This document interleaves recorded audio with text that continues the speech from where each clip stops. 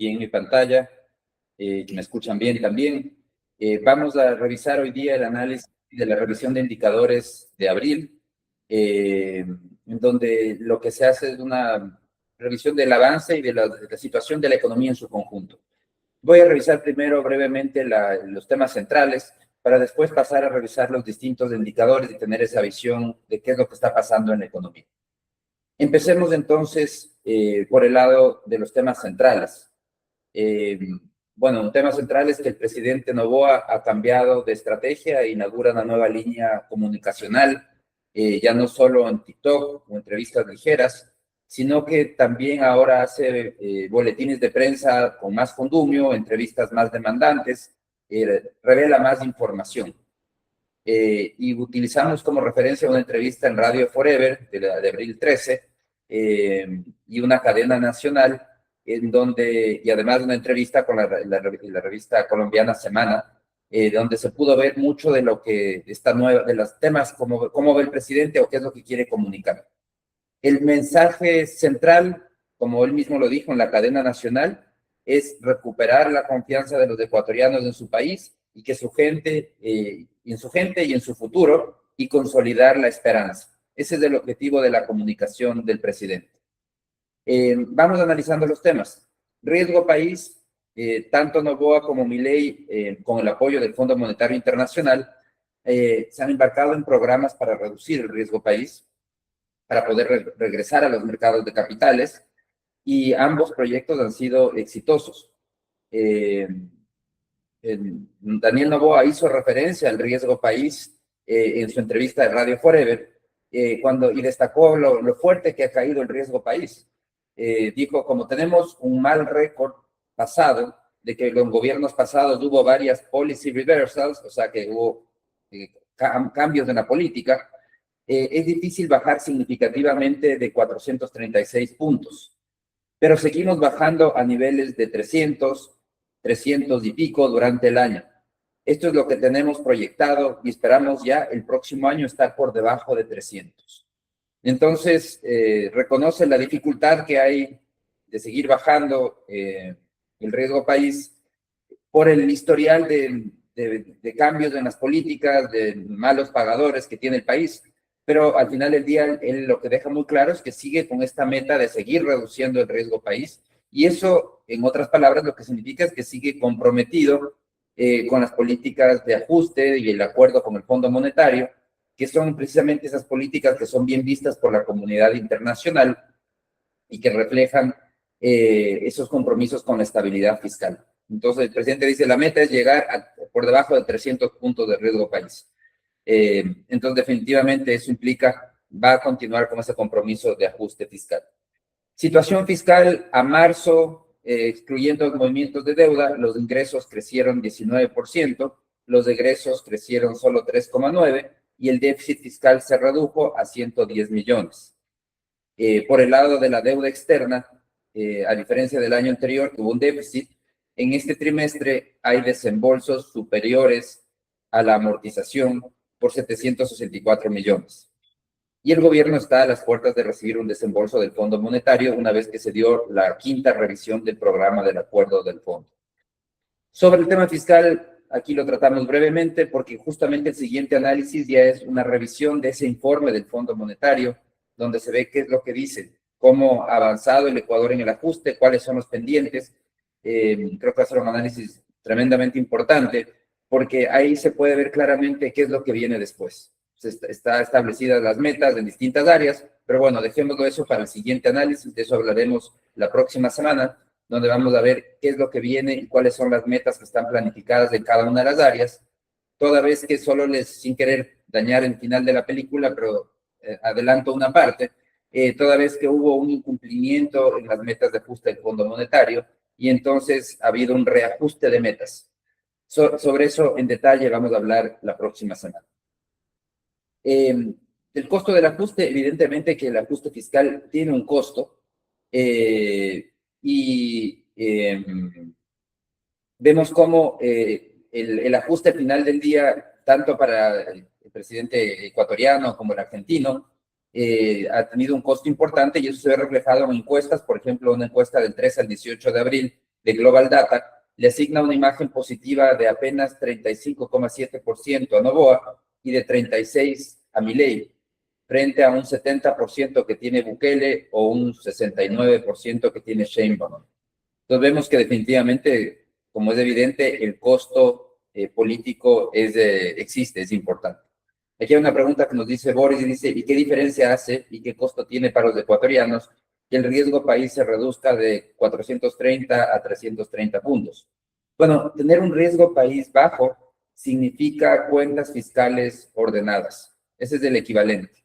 Cuando las cuentas fiscales son sostenibles, están ordenadas, el riesgo país es bajo. Entonces, ¿qué es lo que importa? ¿En qué le diferencia a un país tener cuentas fiscales desordenadas que ordenadas? ¿Por qué es importante que las cuentas fiscales estén ordenadas? Bueno, es muy importante por varios motivos. Primero, cuentas fiscales ordenadas significa que no hay necesidad de nuevas reformas tributarias permanentes para elevar ingresos. Eso da seguridad a la inversión. Entonces, hay un tema importante para la producción, para la inversión. Si el fisco es ordenado, no le va a pasar la cuenta de sus desajustes permanentemente al sector productivo. Por otro lado, cuando el fisco tiene unas cuentas ordenadas, no tiene que consumir tanta liquidez interna. No compite y no produce ese efecto de desplazamiento, de crowding out, que se dice en inglés, es un desplazamiento del ahorro para otras actividades productivas.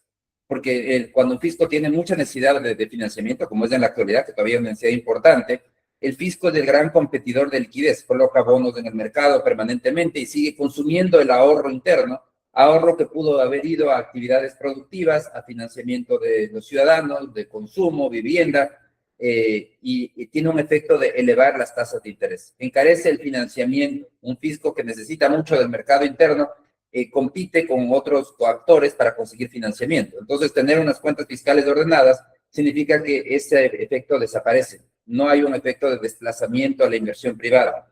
Pues nuevamente es positivo porque se puede haber más inversión productiva, más generación de empleo, más bienestar.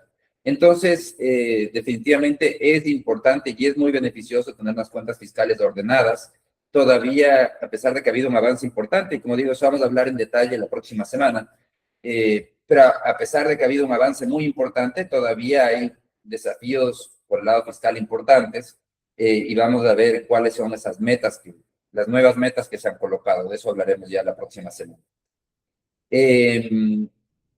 La segunda parte que destacó Noboa en sus entrevistas fue tratar de dar esa imagen de que todo va muy bien. Y la conclusión de Noboa fue un buen trimestre. Noboa ofreció una cantidad de cifras altamente positivas del primer trimestre, concluyendo que este trimestre todas las industrias del país han crecido, incluso el sector agrícola, que se enfrenta a precios internacionales más bajos. Claro, aquí el asunto es por todas las industrias, probablemente se refiere a rubros gruesos, pero si vemos el tema aquí de fondo es que las cifras que hizo públicas Noboa son cifras que todavía no han sido publicadas por las cuentas nacionales ni por el SRI.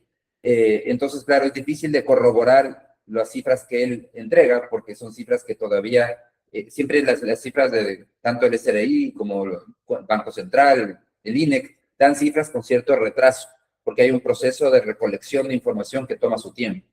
El presidente lo que hace es entregar cifras que todavía no han sido hechas públicas.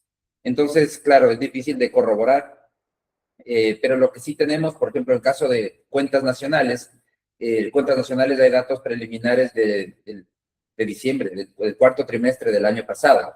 No hay datos del primer trimestre todavía, pero lo que sí existe es este indicador mensual de actividad económica del Banco Central, y este indicador arroja un crecimiento interanual de 2,5% en enero y de 2,3% en febrero, lo que implica que hay una desaceleración. Es el registro más bajo de este indicador desde julio de 2025. Entonces ahí hay una primera discrepancia con la afirmación del presidente inicial que todo sigue creciendo cada vez más. Sí, desaceleración significa que está creciendo, pero que crece un poco más lento. Según este indicador, el mayor crecimiento interanual a febrero fue en minas y petróleo, 4,9, seguido de manufacturas 3,9, pero la agricultura y la pesca sufrió una contracción de 0,9. Todo esto son con datos a febrero. Como digo, no hay datos todavía a marzo. Las cifras que exhibió el presidente eran a marzo. Entonces, la única explicación sería que en marzo hubo una gran recuperación, pero eso todavía no lo podemos decir frente a lo que se ha visto en los datos ya publicados hasta febrero. En cuanto a las ventas, el presidente ofrece también ventas a marzo, pero solo hay ventas publicadas a febrero. También, nuevamente, información que no es pública. Y además los datos de febrero, en caso de las ventas, es un indicador que se va actualizando en el tiempo. Entonces, la información que tenemos de febrero todavía puede estar incompleta porque hay declaraciones sustitutivas, declaraciones atrasadas, y todo eso hace que vaya cambiando ese indicador. Entonces, como las cifras mensuales tienden a ser bastante erráticas, nosotros en análisis semanal calculamos el promedio rodante de 3 meses para poder analizar las ventas. Y si vemos por el lado de promedio rodante, lo que llegamos es, aquí podemos ver en el gráfico la evolución de las ventas internas, y se puede observar cómo la evolución reciente es hacia una desaceleración. La desaceleración empezó en diciembre del año pasado y continúa en la actualidad. Es decir, las ventas siguen creciendo, pero crecen un poco más lento. Entonces vemos cómo las ventas internas, con el dato más reciente, los 3 meses, promedio de 3 meses a febrero, crecieron 7,5%, 1,3 puntos menos que en noviembre, enero. Y esta desaceleración se registra, ya son algunos meses en los que observa esta desaceleración. Si vemos por sectores, vemos que con datos también a febrero, que son los datos disponibles, minas y canteras tienen un crecimiento fuerte, 24%. Nuevamente, siempre comparando los promedio de 3 meses a febrero, en comparación interanual. Electricidad crece 21%, salud 19%, administración pública 19%, construcción 17%, transporte y almacenamiento 11%, inmobiliarias 9%, profesionales 8%. Todo esto están por encima del promedio. El promedio es 7,5%. Servicios administrativos, comercio crece por debajo del promedio, un 7,3%.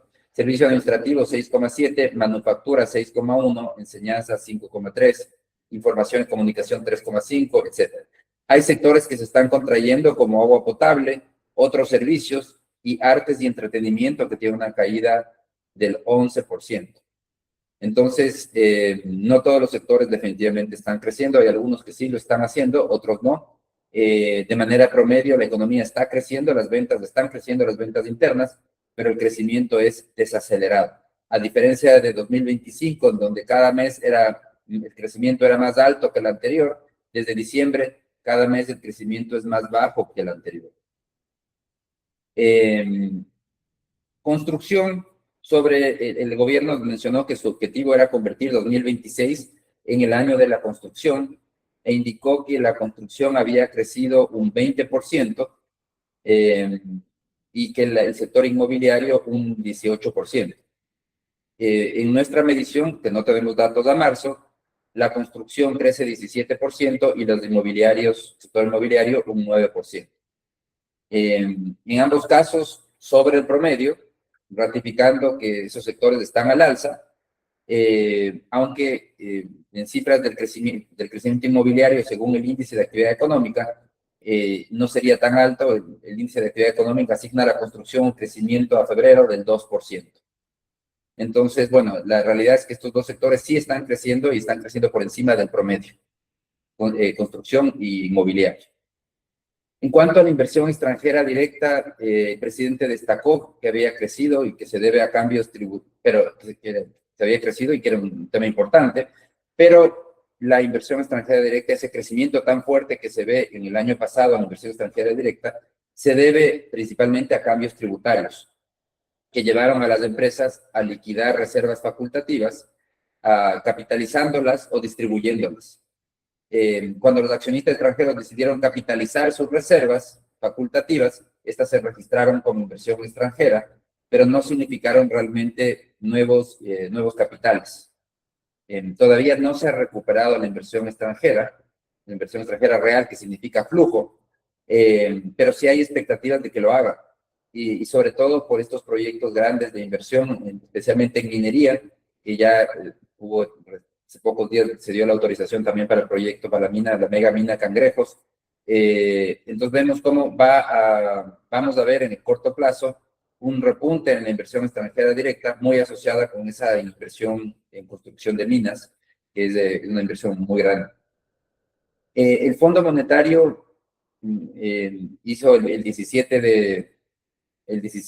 de abril, envió en las reuniones del Fondo Monetario, el director del Departamento del Hemisferio Occidental hizo algunas referencias a Ecuador. Entonces, la primera referencia que hizo es la de decir, Ecuador está atravesando una transición compleja tras los acontecimientos legislativos de finales del 2025. Observamos un gobierno que se aleja de la gestión fiscal de emergencia que caracterizó el año anterior, moviéndose hacia una estrategia de crecimiento a largo plazo más estructurada. Entonces, lo que está diciendo al final del día es que también dentro de los proyectos legislativos se comienza a enfocar también en temas que mejoren las opciones de crecimiento, para mejorar el entorno para el crecimiento. Y que esa sería una nueva prioridad del gobierno, es seguir transformando la economía para poder impulsar el crecimiento. Esto empata también con nuestra aseveración que hicimos en el análisis 16, de que tras el retorno al mercado de capitales, la prioridad del gobierno será dinamizar la economía, pero aquí hay que estar muy claros de estas prioridades a través de legislación y normativa que facilite la inversión, destrabar la inversión en sectores productivos, no tanto a través de un mayor gasto público, porque ya lo vamos a ver con detenimiento la próxima semana. Las opciones fiscales siguen siendo bastante limitadas, el espacio fiscal sigue siendo bastante limitado. En cuanto a banca, dijo, el sector bancario se mantiene como un pilar de resiliencia, cosa de alta liquidez. Se ha demostrado capacidad para resistir choques externos, incluyendo las actuales tensiones geopolíticas de Medio Oriente. Sin embargo, debemos distinguir entre los grandes bancos privados y los segmentos más pequeños, específicamente las cooperativas de ahorro y crédito, donde los colchones de capital aún son escasos y requieren una supervisión más estrecha.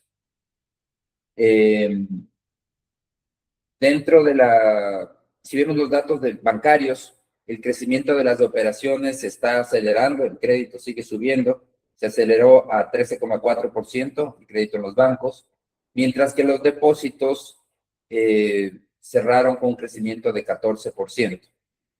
El crecimiento sigue creciendo, el medio circulante, los indicadores de liquidez siguen creciendo, aunque desaceleradamente, pero la liquidez de la economía sigue creciendo. Tasas de interés, también vemos, esto dice también el Fondo Monetario, dice también vemos con buenos ojos el avance hacia techos de tasas de interés más flexibles, alejarse de tasas determinadas políticamente, hacia una metodología basada en el mercado, es esencial para asegurar que el crédito continúe fluyendo hacia los sectores productivos y de microcrédito.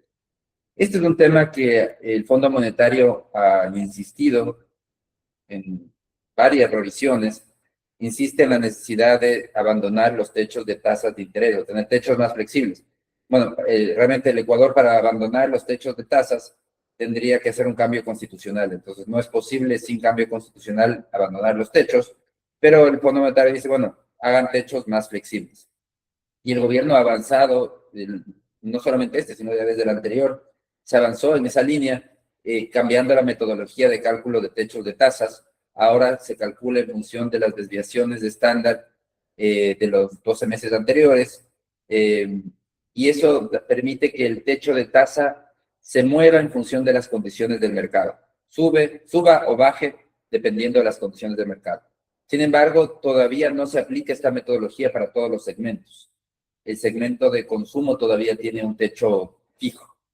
Entonces, ese es un desafío todavía pendiente, y en el último informe se sigue insistiendo en la necesidad de seguir flexibilizando los techos de tasas de interés para que respondan realmente a las condiciones de mercado. Las tasas de interés, tanto activas como pasivas, están a la baja, y ha habido una leve reducción en el diferencial entre tasas activas y pasivas. En cuanto a la política monetaria, nos dice el Fondo Monetario, dice, respecto a las recientes reformas del Código Monetario, la extensión de plazo de pago de la deuda con el Banco Central para retirar de circulación esos denominados ecuadólares, esa extensión de plazo hasta 2040 es un plazo pragmático, dice, para proporcionar al Tesoro un alivio fiscal muy necesario en un año de pesadas obligaciones de servicio de deuda. Hay que recordar que una reforma reciente fue el año pasado, se extendió el plazo para retirar los ecuadores, que no es otra cosa que el Ministerio de Finanzas siga pagando las deudas que tiene con el Banco Central. Y entonces se extendió hasta 2040, antes era 2035. Eso lo que hace es que va a demorar un poco más el retirar esa emisión que se hizo de manera de expandiendo el balance del Banco Central. Pero claro, dice, eso era lo pragmático porque el fisco tiene en este momento obligaciones de amortización de deudas muy importantes. Claro, el desafío por el lado de la deuda está que en el corto plazo, 2027, 2028, son años de fuerte amortización de deuda. 2026 también, este año. Entonces, la amortización de deuda del fisco tiene como un pico en estos 3 años y después comienza a bajar. Entonces, el desafío es pasar estos 3 años críticos donde se concentra la mayor parte de las amortizaciones de deuda. Entonces, por eso dice, es lo adecuado esto de aquí, porque con esto ya no hay que pagar tanto al Banco Central y se puede pasar adecuadamente ese pico de fuertes amortizaciones de la deuda. Sin embargo, advierte también el Fondo Monetario, dice, es crítico que el balance del Banco Central no se utilice como una caja chica para el sector público. El objetivo final sigue siendo el respaldo total de la base monetaria con reservas internacionales para proteger la dolarización. Claro, y esto considera el Fondo Monetario que es del lado débil de las políticas públicas del gobierno, necesidad de reservas monetarias que cubran la totalidad de la base monetaria. Sin embargo, vemos que por ese lado también ha habido avances significativos. Las reservas monetarias están en un nivel históricamente alto, sobre 11.000 millones de dólares, y hace no mucho tiempo apenas cubrían los depósitos de la banca pública y privada. Hoy también cubren los depósitos del sector público y del IES, exceptuando los depósitos de la cuenta única. Entonces, realmente ha mejorado muchísimo esa cobertura. Significa ¿y por qué es importante que la Reserva Internacional cubra los depósitos? Porque significa que hay un riesgo sistémico mucho menor. El rato que se quiera retirar algunos de esos fondos, es menos probable que se diga, bueno, no puede retirar porque no hay dinero. Entonces, la capacidad de responder frente a un choque adverso es mucho mayor con unas reservas que cubren la totalidad de los depósitos que si es que no cubren la totalidad. En cuanto a los combustibles, el Fondo Monetario también hizo una referencia y dijo, nuestro consejo a las autoridades es mantener el rumbo de estas reformas estructurales, preservar la independencia del Banco Central y asegurar que los más vulnerables estén protegidos de los efectos secundarios del aumento de los precios globales de la energía. Es una recomendación compleja. Los precios de la energía han subido muchísimo. Y claro, la manera de proteger a los más vulnerables del incremento del precio de la energía sería con un congelamiento de los combustibles. Está congelado el precio del gas de uso doméstico, pero el precio del combustible se ha subido significativamente. El transporte vehicular ha subido 5% en 2 meses consecutivos. La gasolina súper ya acumula un incremento de 43% y se espera un alza para el 12 de mayo. En cuanto al diésel, para actividades productivas ha subido un acumulado de 84% en 2 meses, a 4.75 por galón. La guerra de Irán está causando un alza del precio del petróleo, pero también un alza importante en los precios de los combustibles. De hecho, los combustibles están subiendo más que el petróleo. Y en la medida que se destruya más infraestructura petrolera y petroquímica de Irán, este impacto va a ser mayor. Los combustibles pueden seguir subiendo más que el precio del petróleo, ese es un tema importante y lo estamos viendo ahora. Y claro, el problema para Ecuador es que como su producción petrolera está, está cayendo, el incremento, y mientras que el consumo de combustibles está subiendo. Entonces, la balanza petrolera, las exportaciones netas de hidrocarburos, se sigue debilitando. Cada día exportamos menos petróleo, cada día compramos más derivados, porque además las refinerías operan a medio gas, tienen graves problemas productivos. El resultado es que las exportaciones netas de hidrocarburos se han reducido a pesar de los precios más altos del petróleo y cayeron a solo 34 millones en febrero. Es un alza, y claro, un alza mucho mayor en los combustibles, mientras se sigue esta situación de que cada día exportamos menos petróleo y que compramos más derivados. Si los combustibles suben mucho más que lo que sube el petróleo, podemos tener incluso un déficit en el comercio petrolero, porque el dato a febrero realmente es de una balanza mínima, una balanza petrolera mínima. El otro tema es que el Golfo es uno de los mayores exportadores mundiales de urea y de amoníaco, y el flujo de urea hacia mercados internacionales se ha detenido. Tailandia y China, que solían reexportar y procesar esos insumos, están priorizando el consumo interno. Entonces, en el Ecuador ha habido un impacto de esta guerra en Irán, que viene de la mano de este encarecimiento de los fertilizantes. Estimamos que pudieron haber crecido su precio alrededor de un 45%, y esto encarece los costos de producción de banano, de arroz, de maíz, destruye competitividad de los sectores agrícolas. Un tercer impacto de la guerra en Irán viene por el lado de la capacidad instalada de producción de etileno, que el Golfo Pérsico tiene una capacidad instalada importante, y con sus plantas bajo fuego o sin poder sacar el producto, hay una escasez mundial de resinas plásticas. Las exportaciones nacionales de camarón, banano, flores dependen de empaques plásticos y cajas con recubrimientos de polímeros. El costo de estos insumos ha subido significativamente, lo que se traduce en un menor margen de utilidad para los exportadores ecuatorianos. Además, estos exportadores no pueden trasladar todo el costo al precio final internacional. India, otro cuarto tema, India es un gran proveedor de medicinas de Ecuador, pero está sufriendo por la falta de solventes y excipientes. Esto ya está causando desabastecimiento en ciertos antibióticos y analgésicos básicos. Entonces, nuevamente, el impacto en infinidad de áreas. En cuanto a los solventes que se usan para la construcción y la industria maderera, han duplicado su precio de importación en los últimos 60 días. Y el azufre, que es un subproducto refinado del gas y del petróleo amargo, y que es necesario para la fabricación de ácido sulfúrico, que se usa en minería y en fertilizantes, está bloqueado el suministro del Golfo Pérsico. Entonces, el precio del azufre también se ha disparado. Entonces, vemos cómo hay una afectación generalizada de distintas aristas por este conflicto, que lo que ha hecho es elevar una cantidad de insumos fundamentales para la producción, elevar su precio, y esto va a tener un impacto definitivamente en la economía local.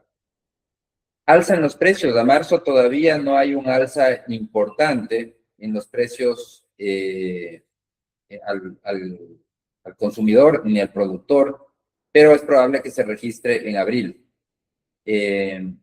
Vemos cómo el alza de precios de los insumos va a perjudicar definitivamente la competitividad de las exportaciones ecuatorianas, pero al mismo tiempo tenemos un factor que juega a favor, que es la debilidad del dólar.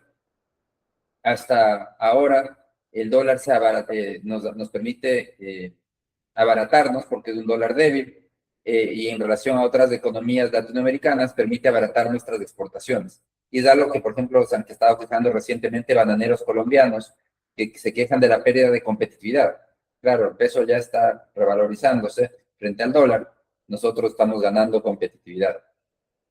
Tenemos a febrero una balanza comercial altamente positiva, se verían afectados por el incremento de costos de importaciones y la posible reducción de las exportaciones por falta de insumos. Pero todavía la balanza es tan grande que eventualmente una balanza comercial positiva muy grande, que lo que vamos a ver es que va a seguir reduciéndose esa balanza, puede ser acelerada por este proceso de encarecimiento de insumos y un encarecimiento de las importaciones. En todo caso, el conflicto en Medio Oriente es un conflicto eh, que tiene su costo, que tiene un costo importante, que está transfiriéndose de manera gradual a la economía. Y el segundo conflicto también importante es el arancel con Colombia, la tasa de seguridad, que el presidente Noboa ha declarado: no tengo gran esperanza de que Petro cambie, pues que cambie ni que haga lo que debería hacer, que es proteger su frontera sur. Esperemos que después de estas elecciones nos podamos sentar y después ya darle una solución a largo plazo a este problema que tenemos en la frontera. A la revista Semana, el presidente Noboa declaró: tengo una buena relación con Paloma Valencia, con Abelardo de la Espriela, así que creo que que los dos tienen buenas intenciones, pero se mostró pesimista de que llegara a algún acuerdo con Cepeda. Cepeda es el candidato de Petro. Y Cepeda es precisamente el candidato que en una encuesta reciente ya se habla incluso de la posibilidad de ganar en primera vuelta. Es complejo el tema de ganar una primera vuelta, hay que ver las encuestas, no siempre aciertan, pero en todo caso sí se ha visto un repunte del candidato Cepeda, y lamentablemente yo sí creo que aquí el presidente Petro necesita del conflicto con Ecuador para recuperar popularidad. Antes de todos estos conflictos, el presidente Petro estaba perdiendo popularidad, no era muy popular, tenía problemas, iba a caer por sí solo. Pero el conflicto con Ecuador es una fuente de respaldo, victimizarse, de hacer que la población mire hacia otro lado y no se enfoque en los problemas internos que tiene Colombia. Entonces, el hecho es que ayer el presidente Petro hizo una nueva acusación sin pruebas de que el atentado que hubo en Colombia hace pocos días habría sido con una bomba que vino de Ecuador. Es evidente que le sirve ese conflicto, que tener abierto este problema y que haya nuevas discrepancias le sirve políticamente. Y bueno, hay que ver si es que es lo suficiente como para que llegue su candidato Cepeda. Yo creo que esa es la apuesta que está haciendo, tratar de mantener vivo este conflicto, siempre estar hincando al presidente ecuatoriano para que responda y de esa manera tener un respaldo político. El tema aquí realmente, el problema es que el costo económico de este conflicto es muy grande, porque estamos hablando del quinto socio comercial del Ecuador, y al final del día, la resolución de la guerra en Irán y la resolución del conflicto con Colombia son fundamentales y de ellas depende la recuperación económica anunciada por el presidente. Entonces sí, es un tema relevante y le veo complejo que al final del día esa relación con Colombia dependa de quién gane la presidencia, porque sí hay una posibilidad y una posibilidad importante que termine siendo el sucesor de Petro, y eso que significa que el conflicto con Colombia se va a extender indefinidamente. Espero que no sea así, pero bueno, eso es un tema ya político. Vamos viendo los indicadores, que hay muchos en este análisis. Aquí, bueno, Andrew nos pregunta, dice: ¿tú crees que el gobierno subiría la tarifa eléctrica a las industrias y empresas? ¿En qué porcentaje lo estimarías? El año pasado ya se dio un fuerte incremento. Yo creo que es algo que no se puede descartar. Eh, Dentro de los compromisos con el Fondo Monetario está mantener tarifas alineadas a valores de mercado para el sector productivo. Entonces, el sector industrial. Entonces, yo creo que sí puede haber ajustes, no creería que haya ajustes muy grandes, pero sí puede haber ajustes permanentes para mantener esa tarifa alineada. Entonces, yo sí creo que es una posibilidad que existe. Y hablando del tema eléctrico, el sistema eléctrico sigue haciendo agua por todos los frentes. Ya vimos que los recientes apagones que el presidente acusó de un tema en la distribución, pero realmente el tema de fondo es que el crecimiento de la oferta energética sigue estando muy rezagado frente al crecimiento de la demanda. Entonces una insuficiencia de generación eléctrica en el país, hay una red de transmisión que tiene grandes problemas y que también ya hemos tenido apagones por problemas de transmisión, por sobrecarga en las redes. Y en la distribución, bueno, ya la reciente denuncia del presidente de la red de corrupción en CENEL, que es una realidad. Las pérdidas negras en CENEL superan el 15%, es decir, reciben electricidad y no la cobran, no la facturan, la entregan gratis. Entonces, realmente el sector eléctrico atraviesa una crisis tremendamente profunda. La demanda sigue subiendo alrededor de 400 megavatios cada año. La oferta no le coge el ritmo, no sigue al mismo ritmo. No ha habido un cambio de fondo para poder abrir el mercado eléctrico, crear un mercado eléctrico mayorista como existe en el resto de países de la región. Entonces, definitivamente el tema eléctrico es un problema que está ahí, que no ha sido solucionado. Dependemos del clima. Si este año tenemos un año seco en la Amazonía, volveremos a tener apagones. Se habla de ese super niño, no lo sabemos si va a llegar a ser o no un super niño. En todo caso, estamos en las manos de San Pedro, definitivamente.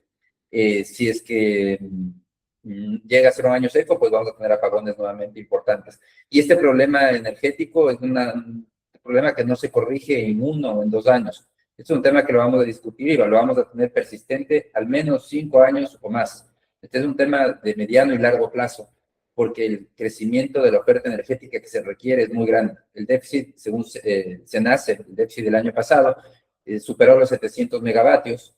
Eso era el déficit del año pasado. Y cada año sigue subiendo en 400 megavatios la demanda. Entonces, basta hacer los números de ver cómo la oferta no está siguiendo el ritmo que debería. Veamos algunos de los indicadores principales aquí en el análisis. En la primera página se puede ver los precios de los combustibles. Vemos este fuerte incremento de precios de los combustibles. Fuerte incremento, pero hay que considerar que a pesar de ese fuerte incremento, el diésel automotor nuevamente tiene un subsidio importante. Al último mes, el subsidio subió a $1.96 por galón. ¿Y por qué se da ese subsidio? Porque tenemos un esquema de banda de precios que solo permite un incremento del 5% mensual. Significa que como el precio internacional ha subido muchísimo más, el precio local está rezagado. Va a tener que seguir subiendo 5% durante algunos meses hasta que llegue a igualarse al precio internacional. Entonces, nuevamente hay un fuerte subsidio a los combustibles del día de hoy. Significa además que los precios de los combustibles que han subido fuertemente, pero esto es recién el inicio, van a seguir subiendo hasta que se igualen con los niveles internacionales. En cuanto a datos fiscales, vemos cómo en los primeros meses del año se ha registrado un déficit pequeño, acumulado, mucho menor que en el 2025. 2025 para esta fecha ya había un déficit acumulado mucho más grande. Vemos que el déficit más bien en este inicio de año es un déficit un poco más pequeño. Las cuentas del Tesoro han ido disminuyendo su valor. Abril termina con montos un poco más bajos, pero esto va a mejorar con el desembolso del Fondo Monetario. En cuanto a los atrasos del presupuesto general son un poco superiores a los del año anterior, aunque están bastante alineados. Y en cuanto a la deuda, en este año ha habido más desembolsos que amortizaciones. El riesgo país, como veíamos hace un momento, el riesgo país ha caído significativamente y la meta del gobierno es que pueda llegar a estos 300 puntos al terminar 2027. Actualmente, bueno, el dato del 22 de abril está en 404 puntos. Entonces, todavía es una reducción importante. Claro, eso abarataría muchísimo el costo del financiamiento fiscal, lo cual también es otro de los beneficios de un riesgo país bajo. En cuanto a indicadores de la banca privada, tenemos que los depósitos totales de la banca, de manera general, tienen un crecimiento desacelerado, siguen creciendo, pero de manera desacelerada, aunque en marzo sí tuvieron un ligero repunte. los meses anteriores venían desacelerándose, es decir, seguían creciendo, pero crecían un poco más lento. Y en cuanto a las operaciones de la banca, están acelerándose, y vemos cómo las operaciones están creciendo alrededor de un 14%, se están acercando al nivel de crecimiento de depósitos y operaciones.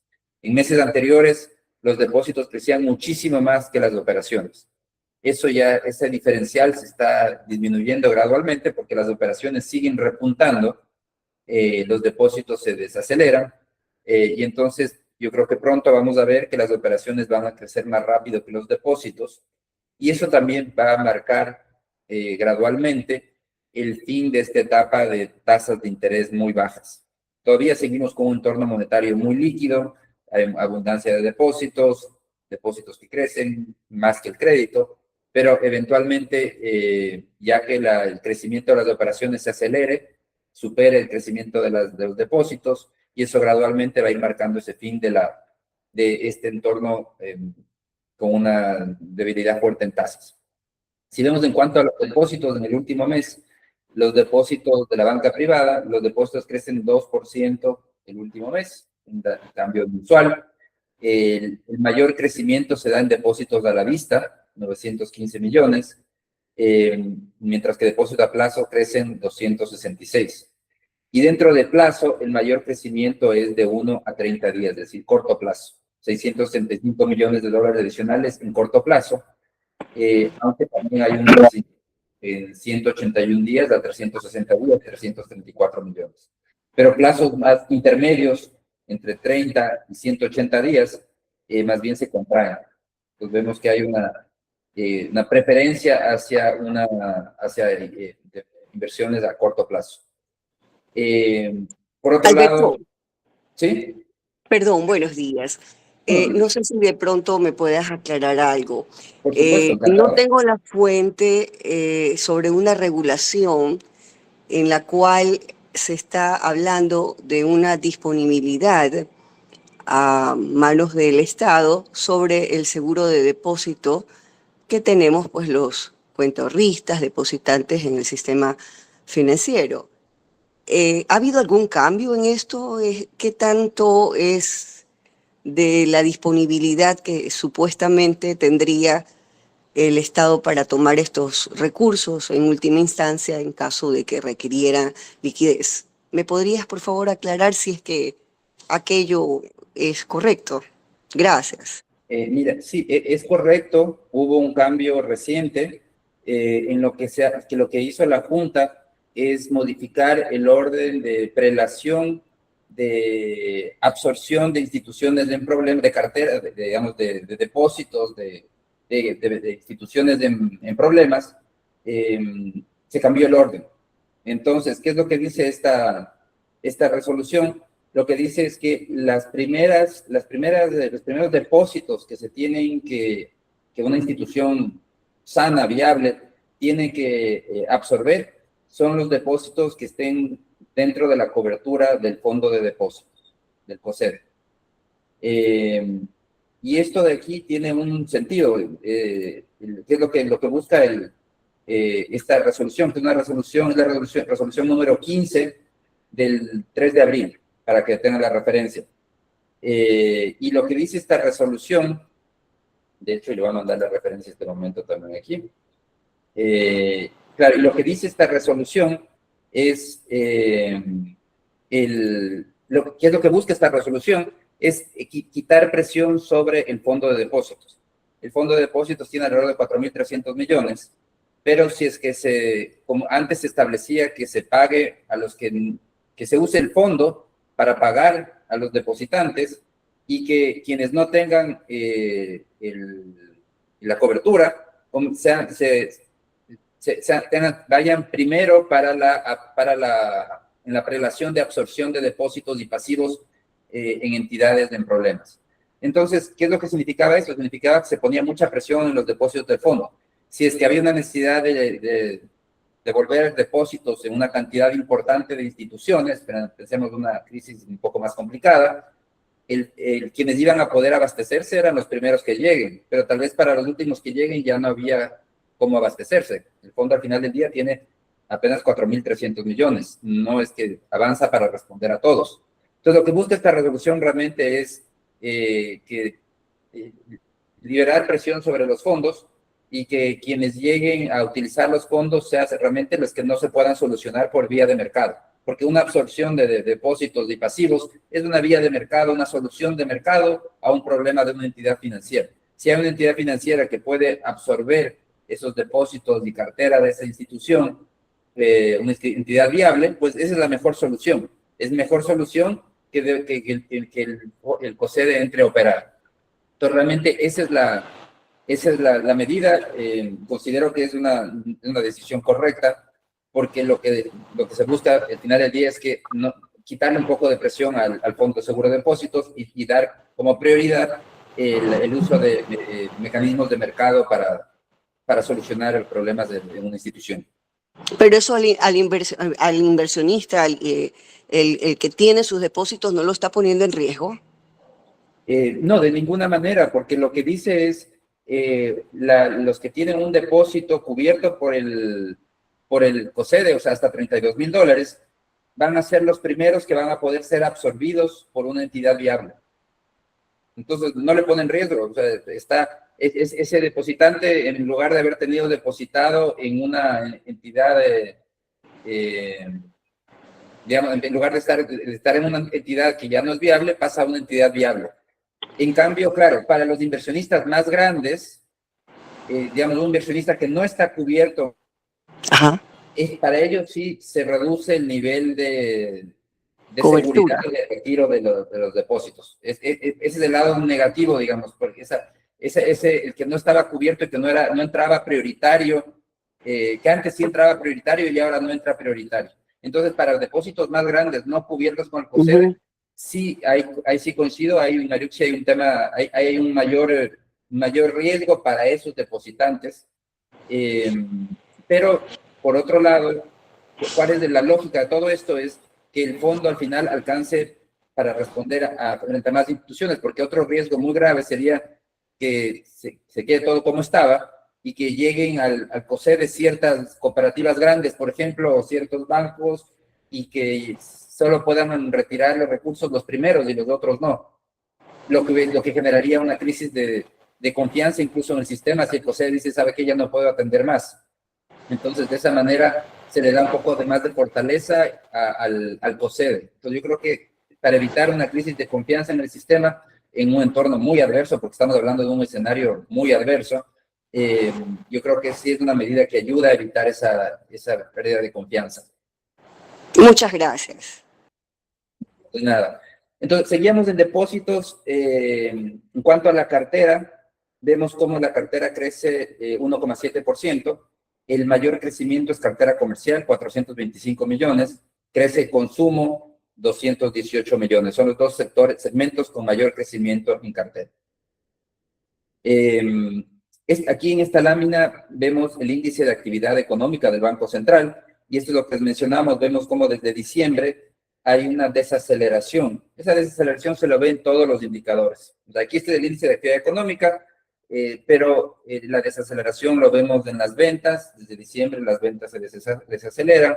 Los vemos en las importaciones también se están desacelerando, en la liquidez total de la economía, en los depósitos. Todos los indicadores de la economía están desacelerándose. Que cuando digo desacelerar, hay que estar claro, es creciendo, pero crecen un poquito más lento de lo que habían crecido en 2025, que fue un año de fuerte crecimiento, donde también hubo el efecto de rebote, luego de los apagones que tuvimos en el 24. Aquí lo podemos ver también el índice de actividad económica por sector. Petróleo y minas crece 4,9, manufactura 3,9, servicios 3,7, construcción 2%, comercio 0,8, agricultura, ganadería, silvicultura y pesca, contracción de 0,9%. En cuanto a tasas de interés, como les comentaba, las tasas de interés siguen cayendo. La caída más fuerte ha sido en crédito productivo. Aquí podemos ver cómo el techo tiene un techo flexible en base a las desviaciones de estándar, y eso es lo que permite que se vaya adaptando a las condiciones del mercado. Y vemos que la tendencia todavía es hacia una caída en tasas. En créditos empresariales, lo mismo, también tenemos una tendencia hacia una caída en la tasa. Crédito de consumo, vean cómo aquí todavía no hay un techo flexible, el techo es fijo, por eso tenemos la máxima es de una línea, 16.77. Ese es uno de los pendientes todavía que se tiene que implementar, es aplicar también un techo flexible al crédito de consumo. Vemos cómo la tasa de promedio está bastante pegada al techo, también con una ligera tendencia a la caída, muy ligera. Los otros segmentos tienen caídas más fuertes. Si vemos en cuanto a tasas activas y pasivas referenciales, la tasa activa está cayendo y tanto la tasa pasiva también. O sea, ambos segmentos de tasas están cayendo. En cuanto a las ventas, este ya lo vimos, así que eso no voy a retomar.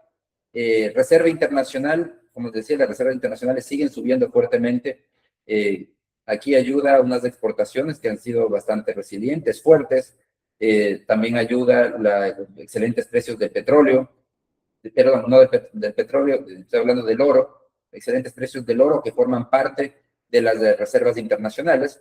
Entonces vemos cómo las reservas están bordeando los 12.000 millones de dólares y ahora cubren gran parte de los depósitos que tiene el Banco Central. Ya el faltante es bastante pequeño. Todavía hay un faltante, pero se ha reducido significativamente. Si vemos por acá las exportaciones de petróleo, vemos cómo las exportaciones de petróleo tienen una tendencia más bien declinante. Estas son en volumen, y esto se debe a que la producción de petróleo también está cayendo. Y en cambio, las exportaciones netas de hidrocarburos, esto es lo que exportamos en petróleo, descontado de lo que compramos en combustibles, y vemos cómo el superávit, que existe un superávit, pero que es muy pequeño, el dato de febrero es un superávit de apenas 34 millones. Entonces, claro, ese es el problema que tiene el país, que con una producción que cae y una demanda de combustibles que sube, es cuestión de tiempo que desaparezca el superávit de la balanza de hidrocarburos y que pasemos a tener un déficit de la balanza de hidrocarburos, que importemos más que lo que exportamos en hidrocarburos. En cuanto al precio del petróleo ecuatoriano, ha subido significativamente. Estimamos que el promedio de abril podría estar alrededor de $90. En marzo habría estado 85, en febrero 57. Pues vemos un incremento importante, pero con una producción petrolera declinante. En cuanto a la liquidez total de la economía, la liquidez sigue desacelerándose. El dato más reciente a marzo es un crecimiento de 12%. En M2 incluye depósitos a plazo, M1 excluye depósitos a plazo. Entonces, vemos que todavía la liquidez sigue creciendo, crece de manera importante, pero con una tendencia hacia crecer cada día un poco menos. Claro, parte de las fuentes que alimentaron este incremento importante en la liquidez fue ese enorme superávit comercial del país, sumado a las remesas superaron los 7.000 millones de dólares, 7.700 millones de dólares del año pasado, y sumado al financiamiento externo neto del gobierno. El gobierno es más lo que recibe que lo que paga, y todo eso genera que haya un impulso, un crecimiento importante en la liquidez. En comercio exterior, estos son datos en dólares, vemos cómo también se observa una desaceleración en el crecimiento de importaciones de bienes de consumo. Si vemos el dato interanual, es mayor que el año anterior, pero con un crecimiento un poco más lento. Importaciones de insumos también se desaceleran y crecen alrededor de un 5%. Bienes de capital, el último mes de febrero tienen una caída frente al año anterior, y las exportaciones no petroleras tienen una desaceleración importante a partir de diciembre. De hecho, se contraen con datos de febrero, solo el dato del mes.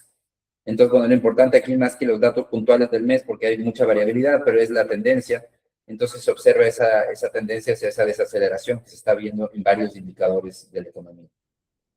Si vemos la balanza comercial,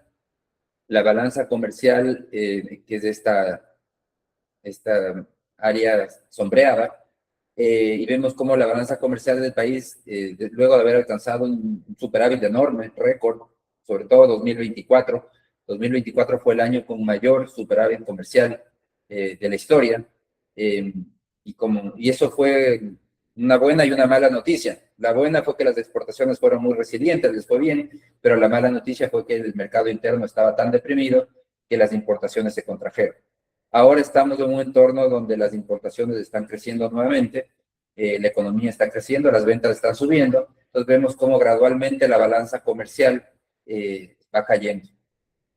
Si vemos por el lado, si dividimos esa balanza comercial entre petrolero y no petrolero, vemos cómo el petróleo cada vez significa menos de esa balanza comercial. Nuevamente, a pesar de que los precios del petróleo son más altos que nunca, pero claro, con una producción cada vez menor, pues el petróleo sigue reduciendo su resultado. Aquí Enrique nos pregunta cuáles son las principales causas de las caídas de las exportaciones no petroleras. Bueno, hay un tema de precios. Algunos productos han tenido un desempeño en precios mucho más bajos. Luego de haber tenido precios extraordinarios, por ejemplo, el cacao ya ha retornado a niveles de precios mucho más bajos.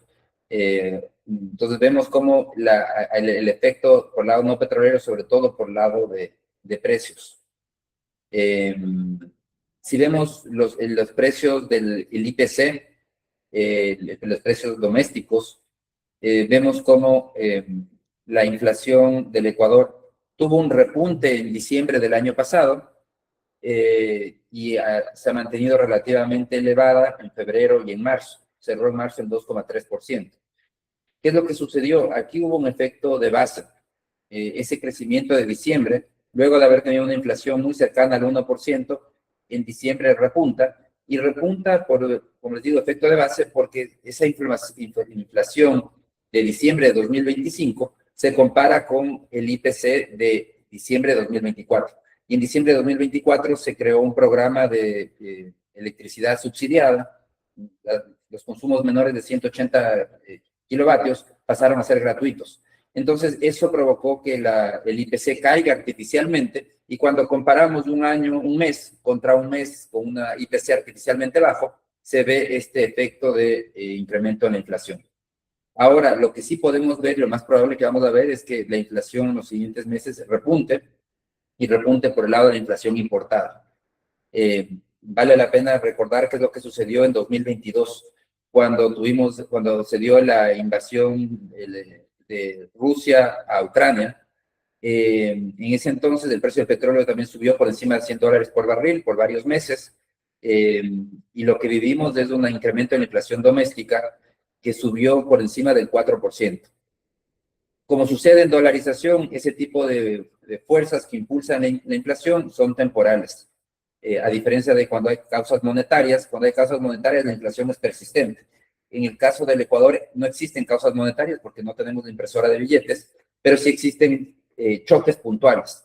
Entonces, ahora yo creo que estamos a las puertas, si es que no se soluciona, claro, todo depende de qué pase con ese conflicto. Si se soluciona pronto, pues el impacto va a ser mucho menor. Pero si se sigue alargando el conflicto, vamos a comenzar a ver ya en la inflación un repunte impulsado por estas fuerzas, estos choques puntuales, que va a hacer que la inflación suba temporalmente hasta, eso puede ser 1, 2, 3 meses, hasta comenzar a caer nuevamente.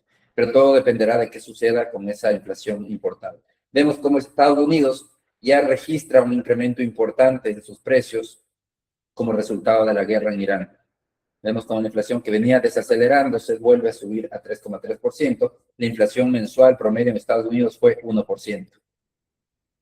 En cuanto a precios del productor, venían cayendo 2025, inicios del 26, pero en marzo vuelven a repuntar. Un valor todavía muy pequeño, 0,3%, pero vemos que ya están nuevamente en territorio positivo, y probablemente aquí también veamos ese repunte como resultado de esa inflación importada.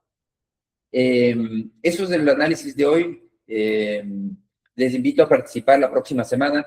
Vamos a revisar con detenimiento qué es lo que plantea el acuerdo con el Fondo Monetario, y sobre todo cuáles son las medidas que se van a adoptar en distintas áreas. Una vez que el país incumplió con el programa conforme estaba planificado, las metas del programa fiscales de la última revisión. Les esperamos y que tengan una excelente semana.